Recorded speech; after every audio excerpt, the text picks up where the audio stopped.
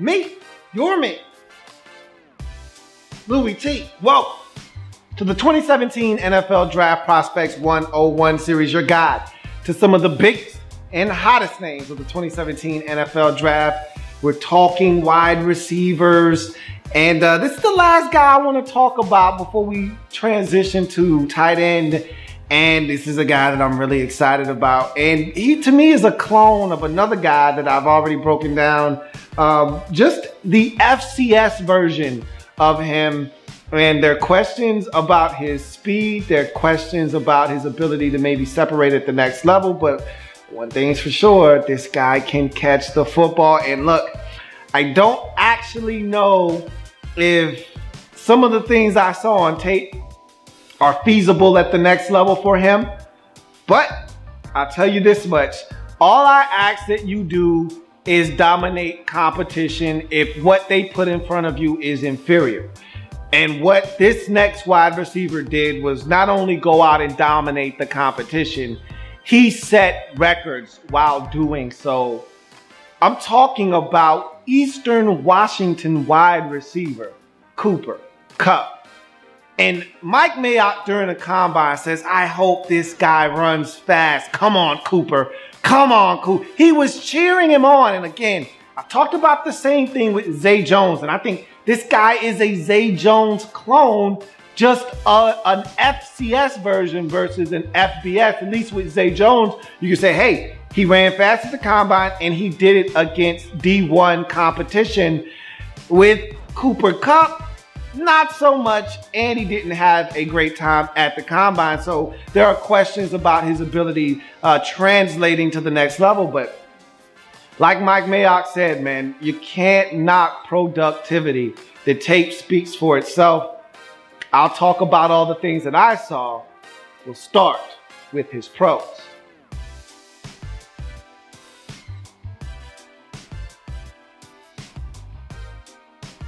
So we've been talking size with all of these receivers in this draft, aside from John Ross, that is. And Kupp falls in line with the rest of these guys, man. It's bigger, stronger, faster at the receiver position, among others. 6'2", 204 pounds for Kupp. Really good NFL wide receiver size, whether you're talking out wide or you're talking in the slot. And I don't know, maybe his niche that he carves out for himself in the league is in the slot. Who knows? I think we're going to start seeing an influx of bigger slot receivers. The league went away from them. Once upon a time, it was cool to have a big slot guy. Then the league, after Wes Welker kind of took over and showed the league what a small slot guy could do for you, everyone's looking for the shifty small guy in the slot. Then the Eagles bust out Jordan Matthews, and he has some success. And now some teams are starting to go back to the bigger slot receiver. So, look, this is a guy that I think you just got to find a place for him on the football field.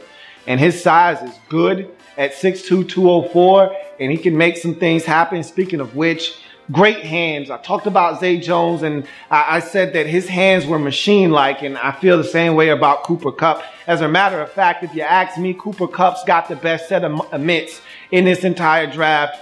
I will vouch for that. This guy catches everything. And when I say everything, I mean everything. I saw him drop. I watched about 8 to 9 games of Kupp because I wanted to know if what I was seeing was real. And he played against some D1 legit talent, and I thought he went out and acquitted himself well.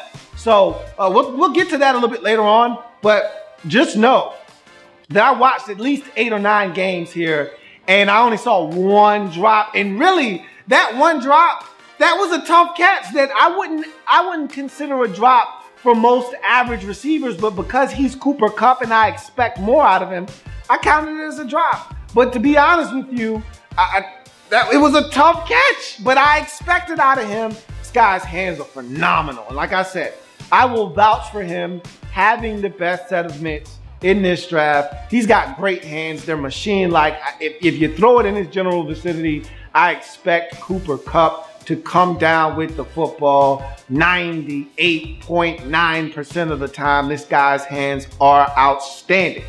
Good route running.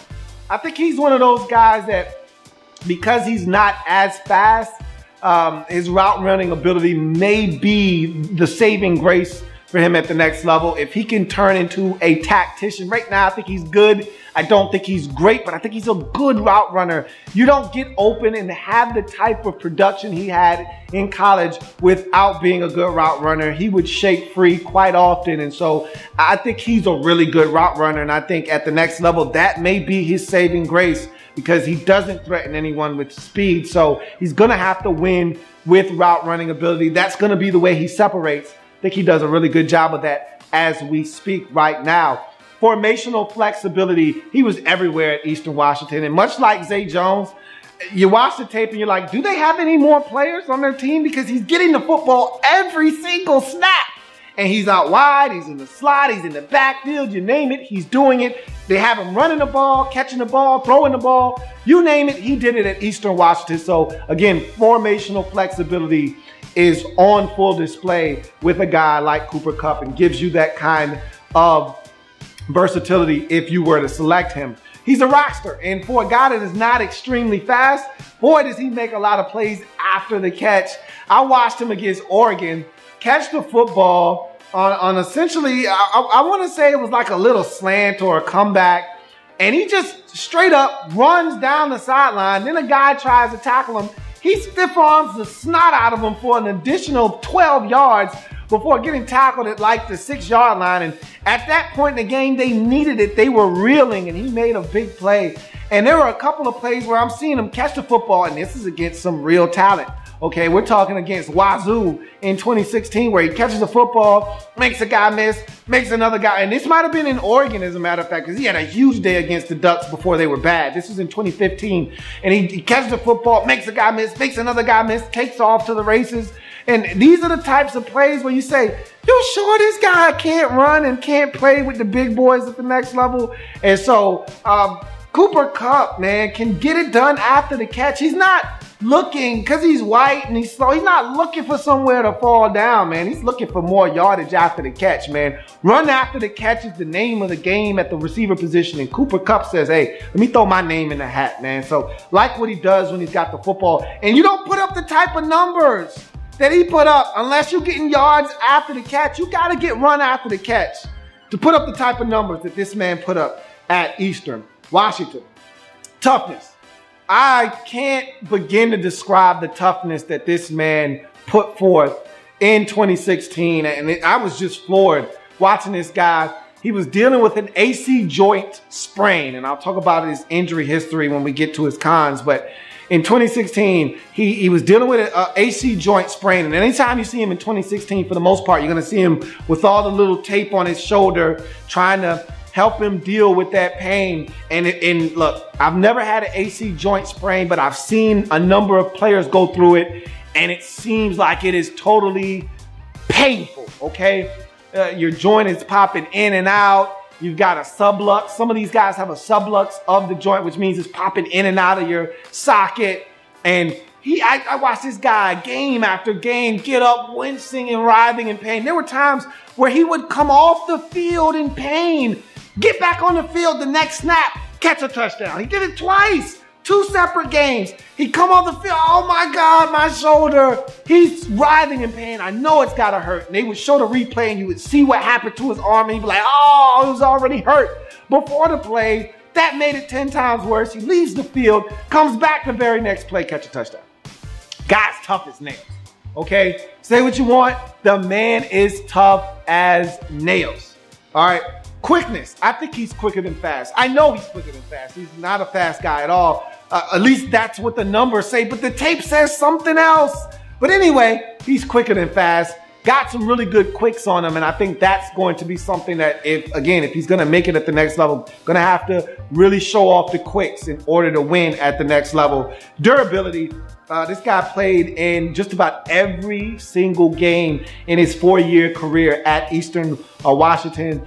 There were a couple of games where I don't think he had any stats. Not sure if he played or not, but They were all the way back in his freshman and sophomore seasons. He played in every single game in his junior year, every single game in his senior season. So, again, durability, not an issue. I just told you this guy's tough as nails, was coming in and out of the game because of his shoulder, but stayed in and kept making plays. So, I don't question this man's durability. I think he's going to be available for you. If this guy can walk, if this guy can talk, I think he's going to be on the field for you for the most part. WWF effer will work for food. I love this about him. And if you're going to get the amount of touches that he got, if you're going to eat as much as this guy ate at Eastern Washington, I need you to work for some food while you're there. Because, look, other guys want to get in on the fun. They were scoring a ton of points at Eastern Washington, all right?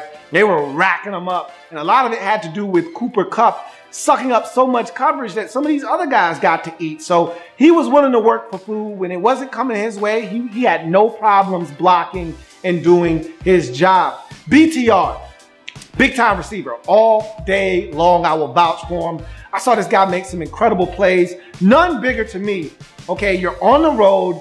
You're Eastern Washington. You're all of the guys that got rejected from the big schools up in the Pacific. So you didn't get a scholarship offer to Washington. You didn't get a scholarship offer to Washington State. You didn't get a scholarship offer to none of the big boys up in Washington. So they said you weren't good enough. So you ended up going to Eastern Washington.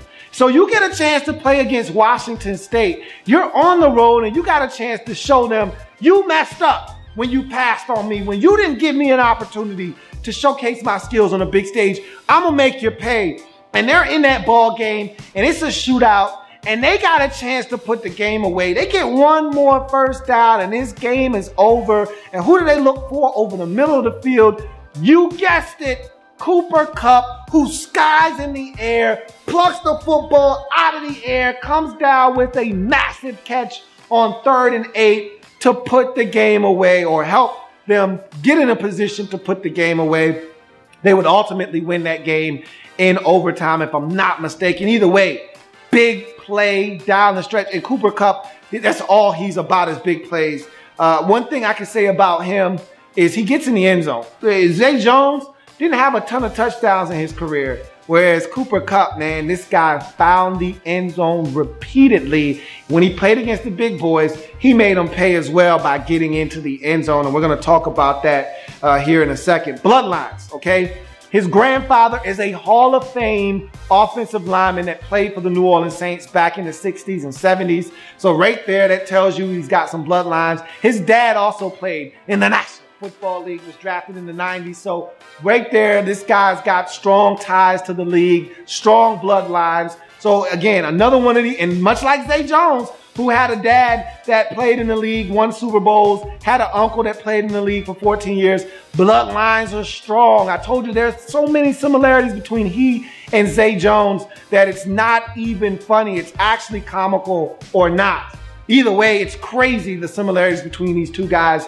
And then you go to his production, and the final pro is historic production. Not great production, not extreme, historic production. This man was tabbed the greatest receiver in FCS history. Let me repeat that.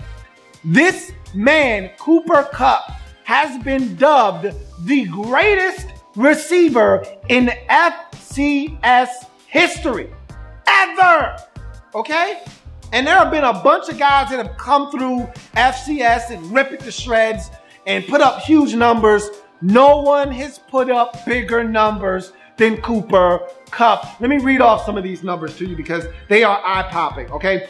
428 career catches. That is number one in any division. Division 1, Division 1 AA, any division you can find. FBS, FCS, that's the most ever, okay? All right, now Zay Jones has the most for anyone in Division 1. Cooper Kupp has the most, period, 428. 6,464 yards. That is the most yards in FCS history, okay? And 73 touchdowns. That is the most in FCS history. Okay, so this is a guy that is just utterly ridiculous. Now, I told you I think he can play with the big boys. All right. So I went and I sought out the tape in 3 games that I said they're gonna give me an idea as to whether this guy can play at the next level. So I went back as far as 2014 because I gotta have it. I gotta have it. All right. I went back to 14 versus Washington. I watched him, and remember, that's King, that's Marcus, my man that got drafted, the Kansas City Thief. Marcus Peters is on that team. King is on that team. And the young man that just tore his ACL, Sidney Jones, is on that team. Okay? So you're talking about 3 NFL corners because those other 2, King and Sidney Jones, are going to get drafted in 2017 draft this upcoming spring. And Marcus Peters went a year ago. Or 2 years ago. So you're talking about 3 NFL corners all on the field at the same time. My man, Kupp, went off against those boys. That's the game that Marcus Peters got thrown out of because he had a temper tantrum because he was getting his ass whooped in that game. 8 catches, $145, 3 of them things, 3 touchdowns. Okay, so I said, all right, so he's playing with the big boys. What did he do against Oregon in 2015? Oh, so you ask about Oregon in 2015, you say, all right. 15 catches, 246 yards, 3 of them things. The boy went off on them and he made some spectacular moves in that game. Told you he stiff-armed the snot out of a dude. Took him for a ride for about 12, 13 yards. There was a play where he caught the football, made 2 guys miss, ran down the sidelines, touchdown. I'm like, whoa, wait a minute, did you just do it? Yeah, he said, yeah, I just did that. And then, there were just so many big plays by Kupp in that game. It was eye-popping. And remember, that was when Oregon was still actually good. Now they stink. Helfrich has been fired. It's a mess in Oregon. But they were actually good in 15 for a period of time. And then in 2016 versus Wazoo, 12 catches, 206 yards, 3 more of them things. Okay? 3 touchdowns in each game against big competition. Lit them up all over 100 yards. 2 of them over 200 yards. These are all D1 schools. And I love the fact that he went back to Washington State and really gave them a big middle finger with that performance, helping them go to Washington State and win that game because they overlooked him. They didn't give him a shot, and he went out there and made them pay. So I love it. And so that makes me think this guy can play against the big boys, okay? But I said all of that. We still got to talk about his cons, and there are some that, you know, look, it is what it is. So let's jump into his cons.